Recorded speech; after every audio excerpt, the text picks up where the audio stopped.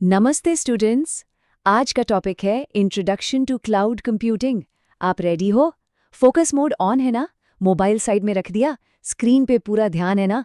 चलो फिर शुरू करते हैं। हम सबके साथ ये हुआ है, राइट?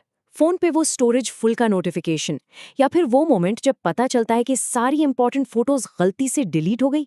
और सोचो अगर लैपटॉप क्रैश हो गया, पूरा डेटा एक सेकंड में गायब। तो इन्हीं सब प्रॉब्लम्स का सोल्यूशन है जिसके बारे में हम आज बात करने वाले हैं। ये है हमारा आज का गेम प्लान।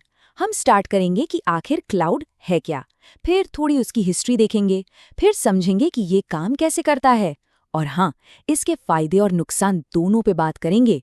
एंड में एक क्विक समरी और आपके लिए एक छोटा सा टास्क। रेडी हो? चलें? Okay, so let's start with our first section. इससे पहले कि हम उन सारी डेटा वाली प्रॉब्लम्स के सॉल्यूशन पे जंप करें, ये समझना ज़रूरी है कि इसके पीछे का मेन आइडिया क्या है।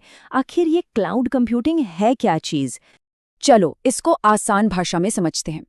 बेसिकली क्लाउड कंप्यूटिंग का मतलब है कि आपका सारा डेटा, सॉफ्टवेयर, एप्लीकेशंस, ये सब आपके पर्सनल कंप्यूटर या फ़ोन पर सेव नहीं होता। ये स्टोर होता है इंटरनेट पर मौजूद बड़े बड़े पावरफुल सर्वर्स पर। इसको ऐसे सोचो, जैसे आप घर में बिजली के लिए अपना पावर प्लांट नहीं लगाते ना, सीधा ग्रिड से कनेक्शन ले लेते हो। बिल्कुल वैसे ही क्लाउड कंप्यूटिंग पावर और स्टोरेज का एक ग्रिड है जिससे आप इंटरनेट के थ्रू कनेक्ट हो जाते हो। एग्जाम्पल क्लियर था? अब ये स्लाइड काफ़ी इंटरेस्टिंग है क्योंकि ये कॉमन कन्फ्यूजन्स दूर करती है। देखो, क्लाउड सिर्फ एक ऑनलाइन हार्ड ड्राइव नहीं है। ये एक पूरा सिस्टम है जो आपको एप्लीकेशंस, कंप्यूटिंग पावर और सर्विसेज ऑन डिमांड देता है। ये आपके पीसी पर इंस्टॉल्ड सॉफ्टवेयर से बिल्कुल अलग है। अभी क्या सीखा? समझ आया? ये सिर्फ फाइल स्टोरेज नहीं, पूरा सिस्टम है।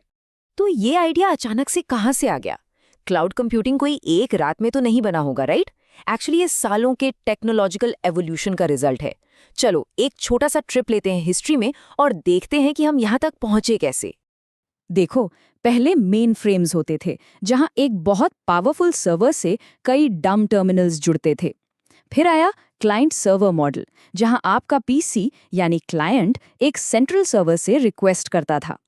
उसके बाद पीयर टू पीयर नेटवर्क्स आए। सोचो टॉरेंट्स, जहां हर कंप्यूटर बराबर होता है। क्लाउड इन सभी आइडियाज का ही एक नेक्स्ट लेवल कॉम्बिनेशन है, बस एक बहुत बहुत बड़े स्केल पर। फोकस बना हुआ है। एक छोटा सा ब्रेक। सब ठीक है? ध्यान से सुन रहे हो ना? स्पीड ठीक लग रही है या थोड़ा फास्ट जा रहा हूं? ओके, चलो आगे बढ़ते हैं। ओके, अब आते हैं इसके टेक्निकल पार्ट पर। लेकिन टेंशन मत लो, इसको बहुत ही सिंपल तरीके से ब्रेक डाउन करते हैं। आखिर ये क्लाउड पर्दे के पीछे काम कैसे करता है? ये पूरा खेल एक सिंपल रिक्वेस्ट रिस्पॉन्स साइकिल का है। स्टेप 1, आप अपने फोन या लैपटॉप यानी क्लाइंट से इंटरनेट पर एक रिक्वेस्ट भेजते हो, जैसे कोई वेबसाइट ओपन करना। स्टेप 2, हजारों किलोमीटर दूर क्लाउड में बैठे पावरफुल सर्वर को आपकी रिक्वेस्ट मिलती है। स्टेप 3, सर्वर फटाफट उस रिक्वेस्ट को प्रोसेस करता है और रिजल्ट वापस भेजता है।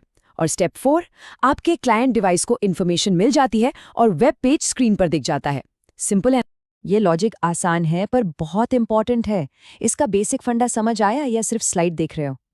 एक क्लाइंट है जो मांगता है और एक सर्वर है जो देता है। बस इतना ही है।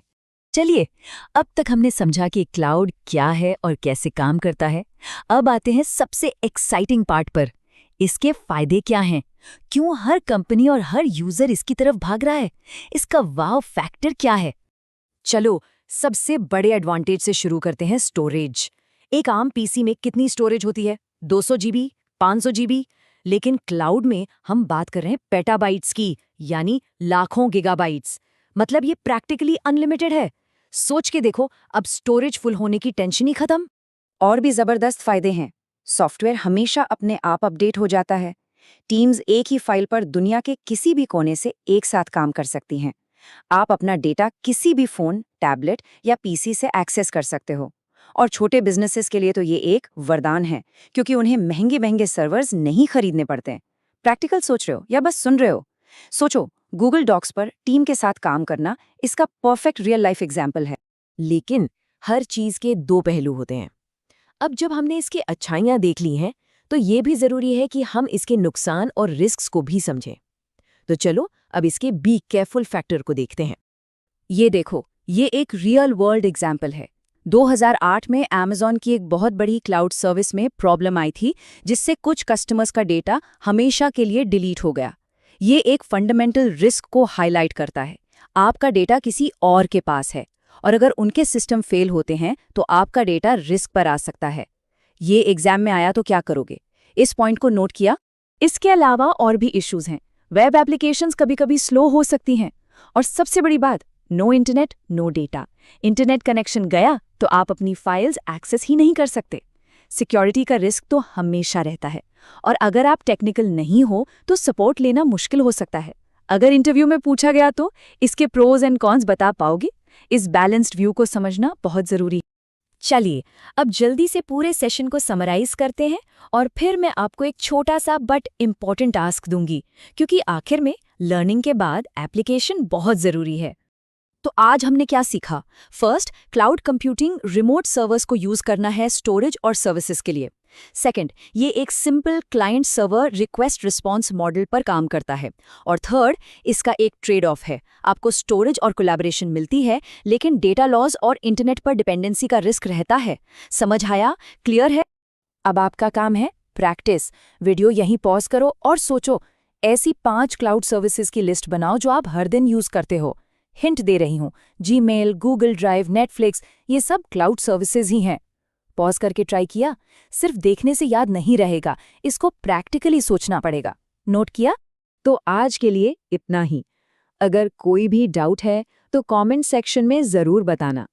नेक्स्ट सेशन में हम अलग अलग तरह की क्लाउड सर्विसेज जैसे IaaS, PaaS, SaaS के बारे में जानेंगे, जो कि बहुत इंटरेस्टिंग है। All the best, keep learning.